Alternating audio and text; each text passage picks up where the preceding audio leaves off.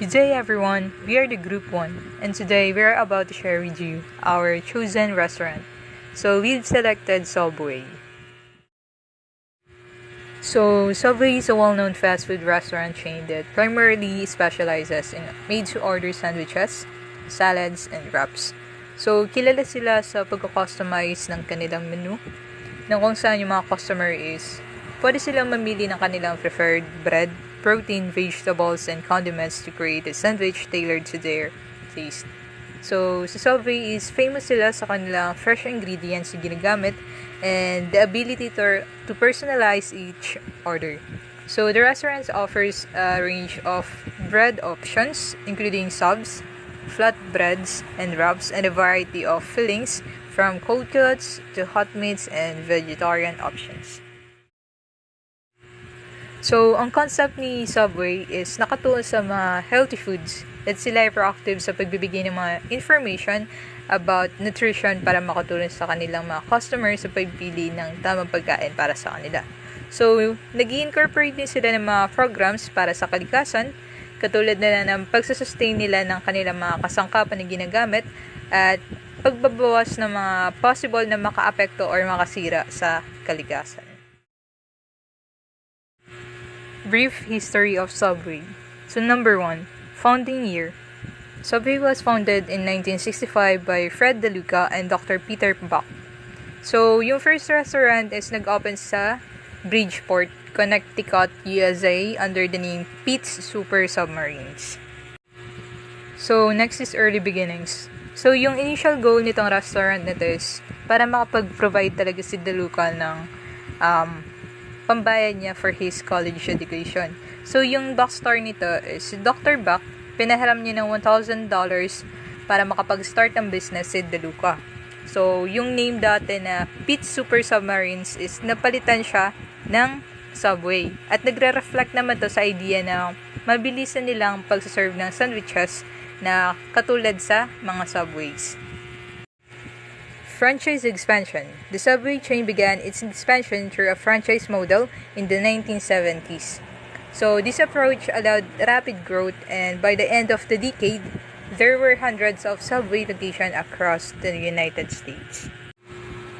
So, next is footlong subs. So, in the early 2000s, Subway introduced the famous $5 footlong promotion. So, offering a variety of their subs for a fixed price. So, itong company na to is malaki naging contribution kay Subway na naging mas popular siya at mas naging mabilis yung paglago niya. So, next is healthy eating focus. Subway has been known for its marketing emphasizing healthier food options. So, in 1997, sila yung isa sa mga naging major fast food chains na nag-display ng nutritional information sa kanilang products. So, nakipag-partner din sila sa organization like American Heart Association to promote heart-healthy menu choices. So, number 6 is global expansion. Subway's international expansion began in the 1980s and continued to grow in the following decades. So, ngayon, si Subway is meron na siyang thousands of locations in over 100 countries worldwide.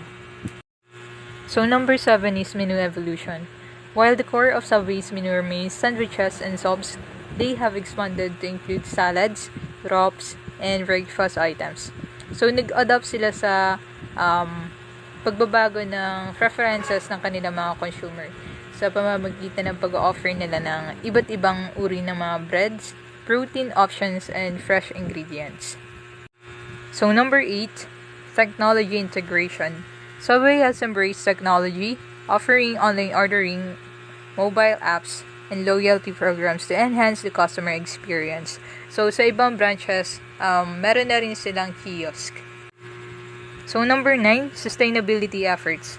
In recent years, Subway has focused on sustainability by committing to sourcing sustainable ingredients, reducing their environmental impact, and addressing concerns related to animal welfare and antibiotics in their supply chain. And number 10, challenges and adaptation. So, katulad ng ibang restaurant chains, si Subway is humaharap din siya sa mga iba't ibang challenges and adaptations.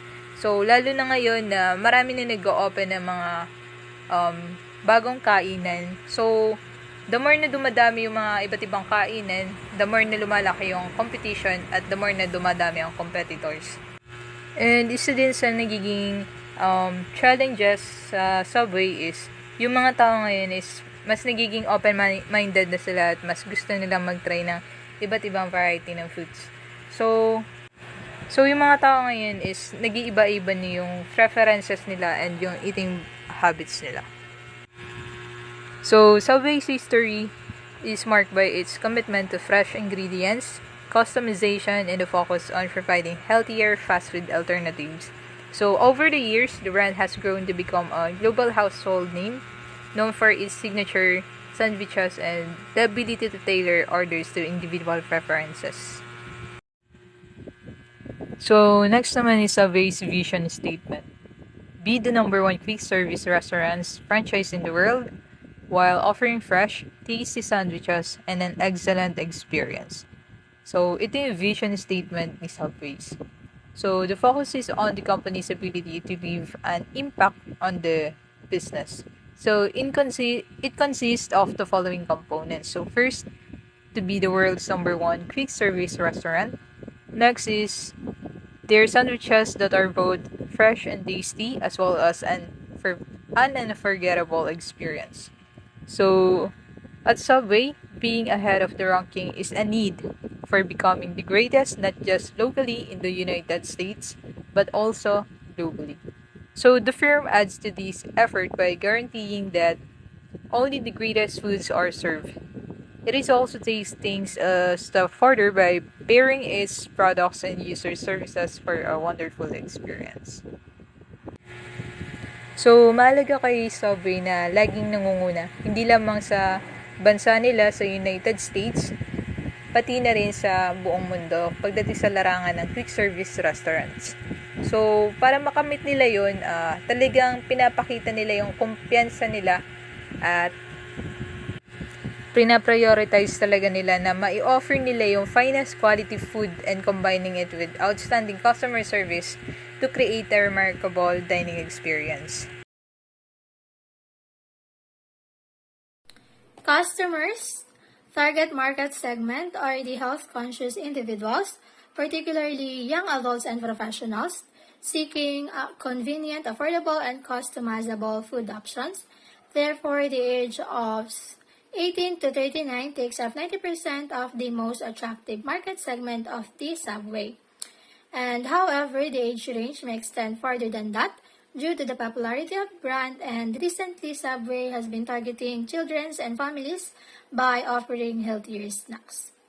And as there are a lot of fitness freak girls and boys who are more concerned about their physical appearance, and the customers can be either studying and working. However, the working professionals will be highly targeted by the business area, and also there is no religion or meat sensitive requirements since the product cover most of the needs of the customers. Customer service concept to provide fresh and made-to-order sandwiches and salads with high-quality ingredients, catering to various dietary preferences. Subway's customer service concept is all about giving customers fresh sandwiches and salads that are made just the way they like. They use really good ingredients and let customers choose what they want on their sandwich or salad. This means that people with different diets can find something they like. Subway also tries to serve their food quickly and keep their restaurants clean and comfy. They want customers to have a great experience, enjoy their fresh and tasty meals. Is operating strategy ng Subway for their customer, consistency in a product offerings, affordable pricing, and creating a friendly, welcoming atmosphere. Service delivery system. Fast and efficient service with visible food preparations, customizable options, and online ordering and delivery services. So how can they achieve this kind of service delivery system? So here's the journey of a customer purchasing a sub that really helped them to provide a fast and efficient service. When the customer first enter the shop and wait in the queue, once they move closer to the counter, they can see the menu displayed on a big board behind them. It shows the list of meals, regular subs, and can view the bread, filling, and add-on, which is customizable options. Next, they encounter the server and place an order as per their preferences.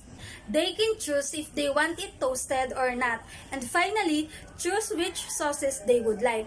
Once their sandwich is ready, they move over to the counter until to buy their product, completing the experience. So this kind of service encapsulates how the consumer interacts with the service, analyzing the different touch points and checks whether it is in a logical order or not.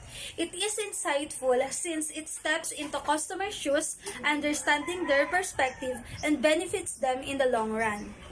This is our target market segment for Subway restaurant. Individuals seeking employment opportunities in the fast food industry, including entry-level workers and those seeking career advancement. So these are the service concept for employees in the Subway restaurant. So first is that they provide quality training and support. So yung Subway is committed talaga sila in offering comprehensive training programs pagdating sa mga employees nila. So these trainings covers various aspects including food preparations, safety protocols, and customers interactions. So, halimbawa dito is may bagong empleyado yung Subway. So, yung bagong empleyado na yun is dadaan muna siya sa mga pagsasanay or trainings nga. So, like aalamin nila yung tamang process ng paggawa ng sandwich. So, kasama dito yung pag-prepare and pag-alam ng mga kagamitan. Siyempre, hindi nila magagawa ng maayos yung gawain nila or kung hindi sila aware and familiar sa mga equipment and utensils na gagamitin nila. And yung training na yun is hindi lang one-time event but an ongoing process. So para mas ma-ensure nila na yung mga employees nila are well prepared to perform their roles effectively. So, next is emphasizing teamwork. So, yung Subway is nire-recognize din nila yung importance ng teamwork in delivering exceptional service. So, alam naman natin na mas madaling magagawa yung trabaho kung may teamwork or tulong-tulong. So, dito sa Subway is ini-encourage nila yung mga employees nila na isupport yung isa't isa. So, this can include practices like cross-training employees to handle various tasks and fostering a sense of camaraderie among a staff. So, halimbawa, yung Subway is mataas yung demand ngayong buwan na to. So, dapat yung mga employees nila is hindi lang sila nakafocus sa gawain nila, kundi dapat flexible sila. Dapat alam din nila yung ibang gawain para dahil nga in demand, so madaming customers. So, hindi sila makakakuha ng complaint kung mabilis ang service nila. So, mapapabilis lang yung service nila kung dapat lahat sila gumagawa and tulong-tulong. Hindi yung nagpo-focus lang sila sa isang gawain nila. So, that's why yung Subway is nagpo-focus din sa teamwork ng mga employees. Another one is the customer service skills. So ito yung parang mabigat-bigat kasi 'di ba alam naman natin na hindi lahat ng tao is magkakapare-pareha. So customers have their own unique personality and behavior. And ito yung one factor na nagiging cause kung babalik pa ba yung customer or hindi na. So that's why Subway places a strong emphasis on developing employees' customer service skills. So, kasama dito yung pagtuturo nila sa employees on how to engage with customers, handle inquiries and feedback, and create a positive dining experience. Like example, merong customer na parang first timer lang sa restaurant nila and kita nila na parang wala siyang idea kung anong masarap, ganun, or pwede nilang orderin doon. So, doon pwede nilang tanungin na yung customer kung ano bang gusto nila, kung gusto ba nila ng assistance and para mabigyan nila ng recommendations. Like kung ano yung bestseller nila, ganun. But it depends pa rin. Dapat mag-ask pa rin sila politely kasi baka naman ayaw talaga ng customer na mag-assist, diba?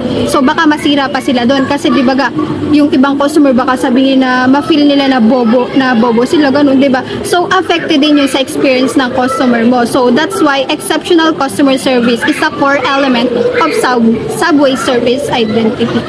Isa din sa kinoconsider nila is that the product knowledge. So dito sa Subway restaurant, hindi lang skills dapat ang meron ka, dapat pati utak. So employees are expected to have an in-depth knowledge of Subway's menu items, ingredients, and customizations options. So this knowledge allows them to assist the customers in making informed choices and ensures that they can answer questions about the food they serve. So like example, merong customer na need ng assistance kasi may allergy siya. So yung service mo doon na gagawin is dapat alam mo, aware ka sa mga ingredients na meron yung nasa menu nyo so that may explain mo ng maayos and may maire-recommend ka doon sa customer mo.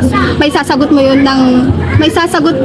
mo ng tama yung mga tanong ng customer mo. So, hindi yung tatawag ka ba ng ibang tao para sila ang sumagot doon sa customer mo. So overall, makikita natin na yung Subway restaurant is talagang nag-i-invest sila dun sa kanilang mga employees para makapag-provide ito ng quality service sa mga customers. So, well-trained, customer-focused, and knowledgeable employees are essentials in ensuring that Subway services standards are consistently met, that the customers have a positive experience. Operating strategy is defined as a guiding principles used to plan, analyze, and execute a company's operations. Meaning, ito ay mga plano, guidelines, at mga principles na kung saan yun lang ang sinusunod ng isang empleyado or isang kumpanya sa pag-execute ng isang operation when it comes to their company. So, bakit nga ba mahalaga ito? Mahalaga ito dahil ito ang nagsisilbing guide nila sa pag-ooperate at pagpapatakbo ng kumpanya na minamanage nila. So, dito, sa operating strategy namin, which is, sabi dito, hiring and retaining a diverse and motivated workforce, offering comprehensive training programs, and promoting employee engagement and recognition. So, ang ibig sabihin lang nito is we must collect or have employees who have difference in terms of skills, qualities, experience, education, and abilities, and so on. Kailangan din natin na mag-invest sa mga employees natin for further education na kailangan nila na makuha para mas maging maayos ang kumpanya natin. For example is, yung mga empleyado sa hotel. So, hindi naman sila palagi na nakaharap sa guest, hindi naman palagi sila na nagbibigay ng service. Of course, nagtitrain din sila. And of course, yung mga owner ng company na pinagtatrabahuhan nila, pinapadala sila sa mga lugar na nag-offer ng workshops and seminar na related sa work nila. And from that, mag-a-absorb yung employee natin ng knowledge na pwede nila i-apply sa company na pinagtatrabahuan nila. So, bakit nga ba kailangan natin na mag-invest sa employee natin? Or bakit kailangan natin na ipadala sila sa mga seminars and workshops?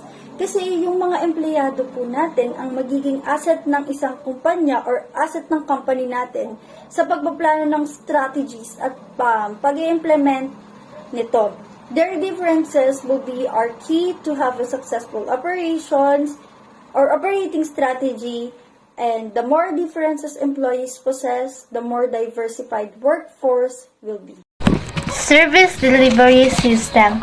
In-person and technology-enabled process, including taking orders, food preparations, and maintaining a clean and organized restaurant environment, utilizing point-of-sale system and technology tools to streamline operations, encouraging friendly and attentive customer service.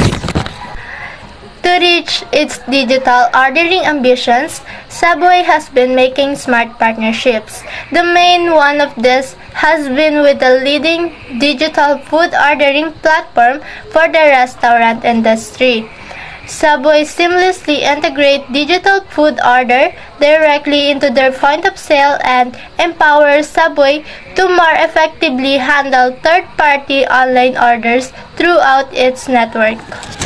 Subway needed a way to make sure efficiency and guest experience were maintained, as if the customer was ordering from one of its own restaurant associates.